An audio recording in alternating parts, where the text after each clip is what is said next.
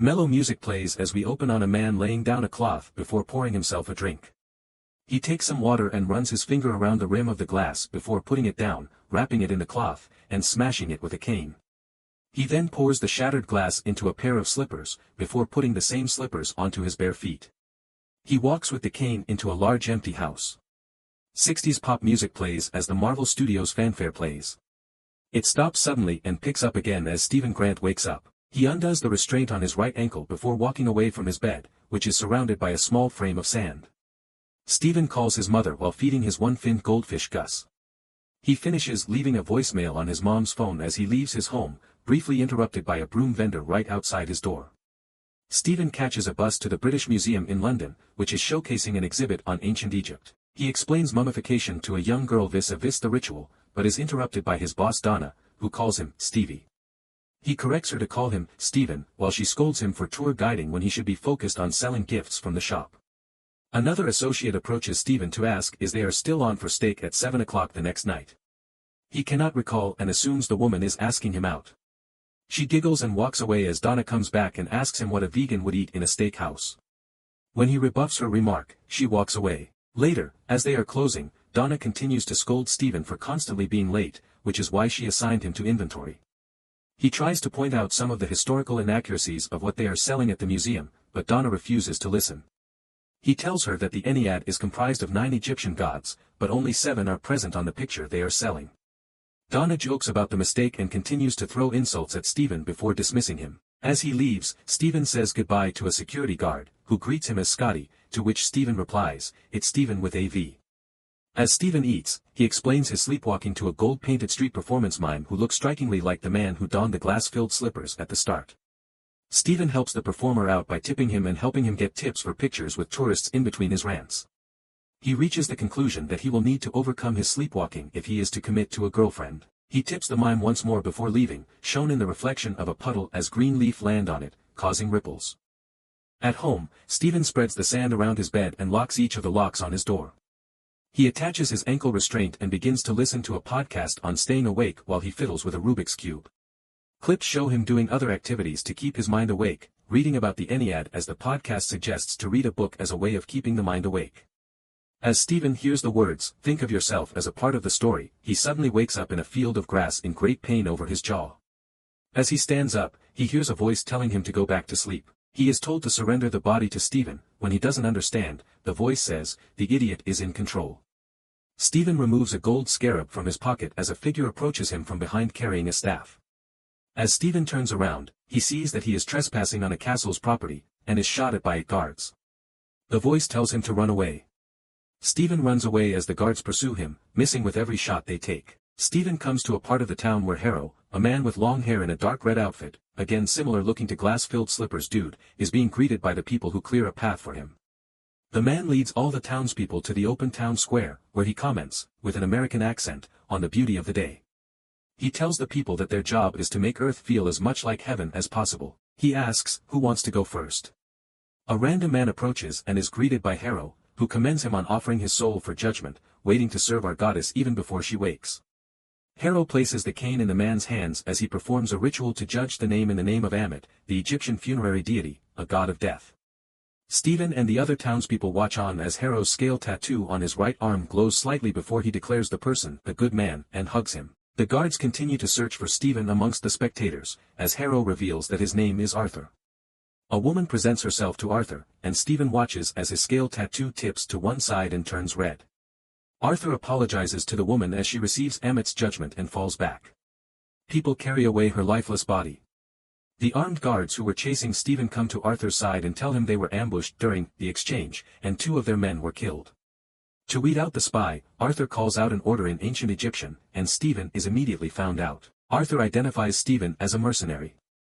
Stephen identifies himself to the crowd as Stephen Grant of the British Museum's gift shop. Arthur demands he return the scarab. "You will give him nothing," the voice tells Stephen. Not realizing what he is doing, Stephen continues to keep the scarab away from Arthur. As the people crowd Stephen and pry the scarab from his fingers, he blacks out and comes to when he hears the voice saying, "Oh no, the idiot's back." Stephen is now standing in the same spot with blood on his hand and 5 townspeople laying unconscious, maybe dead, around him. In Steven's bloody hand, he holds the scarab. As he escapes in an American van with the driver's side on the left, the voice commands him not to drop the scarab, while listening to Wham! On the radio, Steven is chased by several cars, all with non-British driver seats. As the action intensifies, Steven again blacks out, and when he comes to, the windshield is shattered, an assailant dead, and Steven holding his pistol. The voice now threatens Steven to not lose the scarab. Steven doesn't have time to get clarification as he barely misses a truck carrying logs. The truck final destinations the remaining cars in pursuit with its logs, except for two. Steven freaks out again, blacks out again, and comes to as the last jeep pulls in front of him while a car falls off the roadway. The voice scolds him for losing the gun as two guards approach the van, which has stalled. As Steven begins to panic again, the logs from the truck land at the lower roadway of the hill, taking out the guards and violently waking Steven up safely in his flat once again. Steven finds himself restrained to his bedpost once again and feels relief. As he goes about his morning routine, he feeds Gus and notices that his fin has grown back. At the pet show, the associate is completely weirded out by Steven's bizarre behavior. He cannot recall visiting the pet store the day before, but when he sees that the time is shortly after 5 p.m., he remembers that he is supposed to have a date. At home, Steven dresses himself up and goes to the restaurant to meet his date. When she doesn't show, Steven calls and reminds her that they were on for 7 p.m. Friday.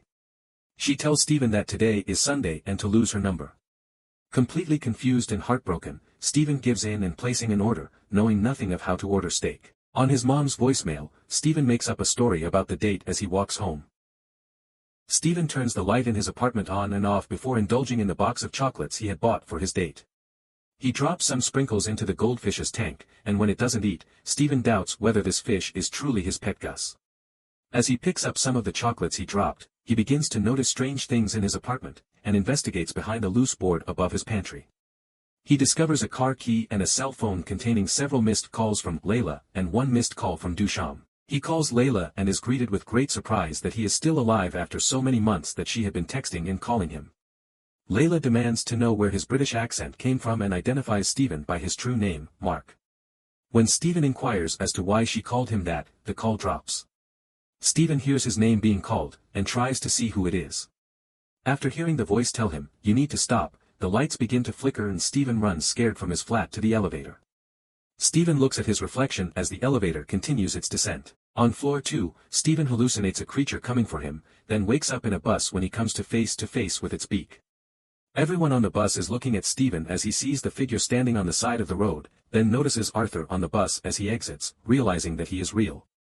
As Steven enters the museum, he tries to get JB the security guard from before to help him, but is interrupted by Donna. Steven sees Arthur in the museum, and excuses himself from Donna. He follows a man he saw on the bus and is confronted by Arthur, walking on his cane. As Steven asks another security guard to help, the guard reveals his scale tattoo and proclaims, "Praise Amit." Arthur explains the philosophy of Amit to Steven. She grew tired of waiting for sinners to commit their sins before punishing them. He tells Steven that Amit judges our entire lives, including our futures which we cannot see. Steven quips that the historical documents must have forgotten that part. Arthur believes that Amit was betrayed and imprisoned by indolent fellow gods. Had she been free, she may have prevented the fall of the Holy Roman Empire and the Holocaust, among other genocidal tragedies. Arthur tells Steven that Amit was betrayed by her own avatar, a term which Steven only knows from popular culture. Arthur knows about the voice in Steven's head, and sets him up to be judged by Amit. As the cane dangles, the scale on Steven's arms, Arthur's scale tattoo shakes uncontrollably, signifying chaos within Steven. The doors to another exhibit open and Steven runs away from Arthur, who tells the guards to let him go. That night, Arthur is doing inventory by himself as the museum closes. As Steven is leaving, he hears a dog crying in the distance and follows the sound. Steven is being followed as well. As he hides from an unseen creature, Arthur announces through the museum that Steven must return the scarab. Steven runs into the men's bathroom to hide, and is engaged in the mirror by his true alter ego Marc Spector. Marc explains to Steven that he needs to fully give him control if they want to survive this attack. Steven agrees and allows Marc to take him over as the creature breaks in and assaults him. The creature is then seen trying to escape, but is pulled back in and beaten to its presumed final death by a light gray-clad hero with a face-covering cowl, a hood, and a cape. The hero's name is Moon Knight.